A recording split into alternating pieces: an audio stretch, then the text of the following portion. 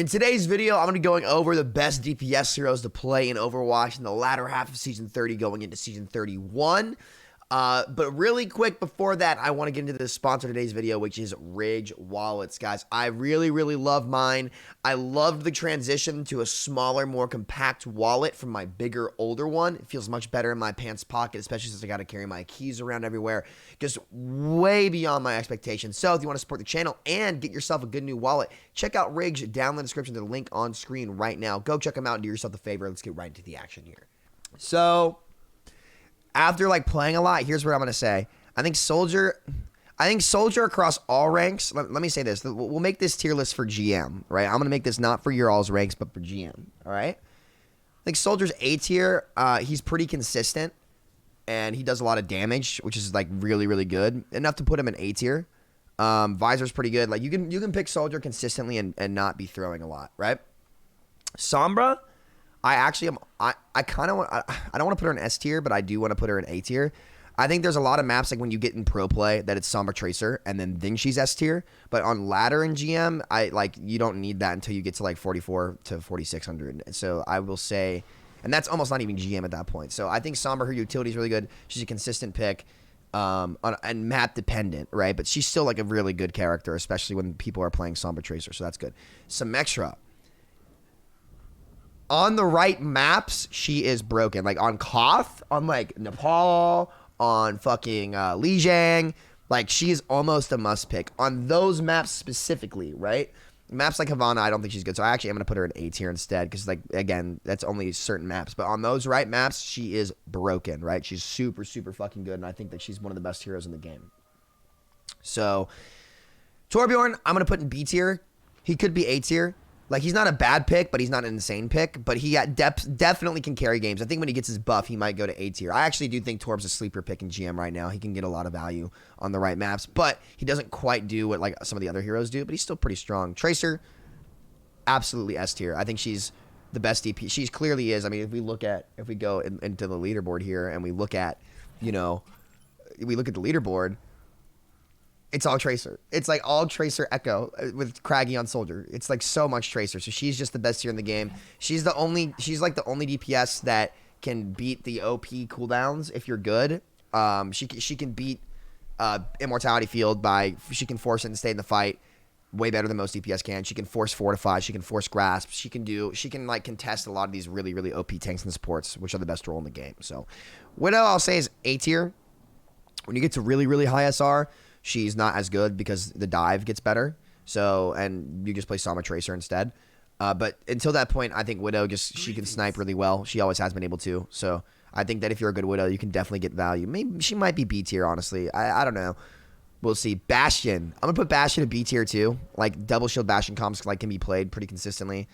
He's just a gimmicky pick, but because Bap's in the game the way he is, he can end up being really powerful if played properly.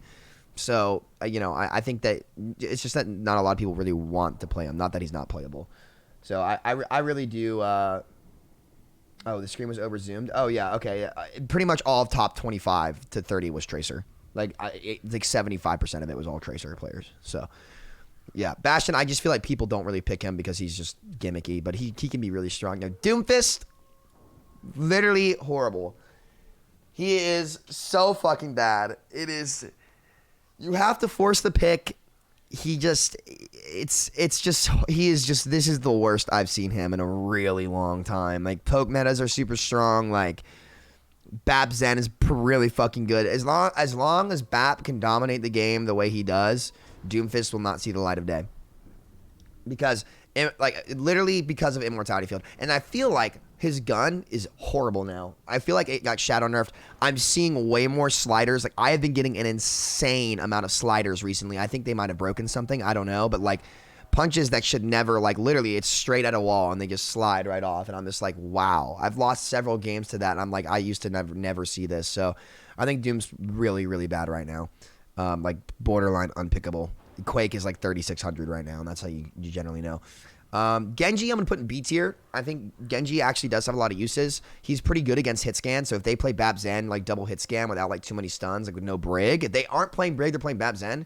Genji actually can get a lot of value The deflect is still pretty good against a lot of those poke things, and he's not terrible against double shield, but he's definitely not one of the best characters. So, you know, I would say Genji's just kind of like a middle of the pack character in GM. You don't really see too many Genji mains just because he's really hard to play and they all quit the game.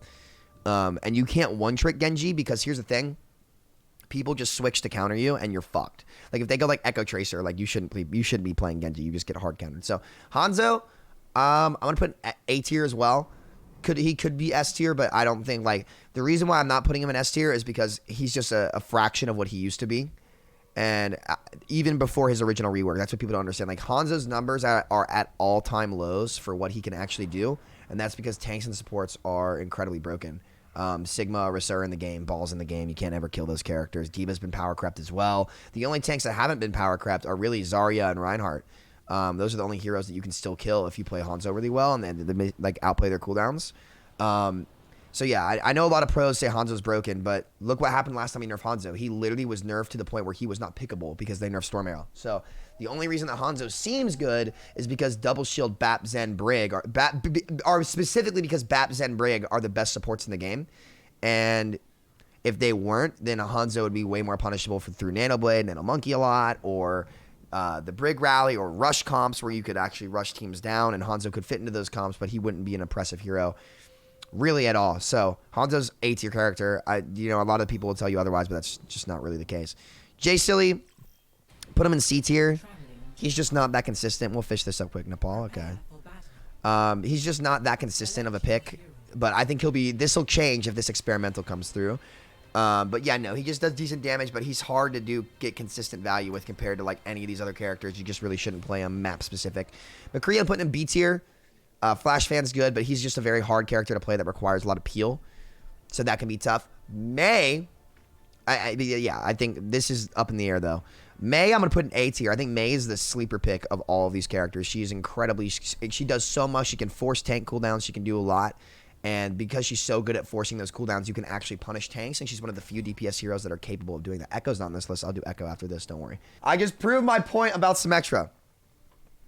Pharah, I'm going to put in B tier. You have to force her a lot of the time, and Pharah is kind of in the same boat as Doomfist, where Echo is just better. So you're better off playing Echo, because if they pick Echo, they can kind of gatekeep you if they're good. Like if you have a Pharah of the same skill level and an Echo of the same skill level, unless that Pharah is at her skill ceiling, like generally the Echo is going to be better because Dupe is so good, Beam is so good, it can bypass shit. But we'll talk about that later. But Pharah, I think, is a decent pick. You can pick her on the right maps. And still get value, so I don't think she's terrible. I think that Pharah's in a pretty good spot. Now Reaper, I'm also gonna put in B tier. I think Reaper's kind of a sleeper pick as well. He's hard to play at the highest level, but there's a lot of times like you can run 6-man rush and get value. His TP is really good on certain maps like Numbani first. I like to pick Reaper and just TP on their team. It's pretty good. So I think Reaper is like he's not terrible. He does consistent damage. He's just not quite as good as a lot of the other characters. Now Ashe, I'm also gonna put in B tier. I'm tempted to put her in A tier. I think she's still really good. You know what? I do think Ashe is actually. I put her in the bottom of the pack at A tier. I do think Ashe is better than most of these heroes here. Bob is incredibly good. The nerfs did hit her pretty hard. But, Dynamite's still good. Like, mid-range, she's still incredibly strong, especially with a Mercy Pocket. So I think that Ashe is definitely a sleeper pick right now as well. And if Echo were on this list, I would put Echo in S tier. She's one of the few heroes. Like, Dupe is incredibly strong. She can bypass Sigma's cooldowns. If Rush was meta, I think it'd be a different story.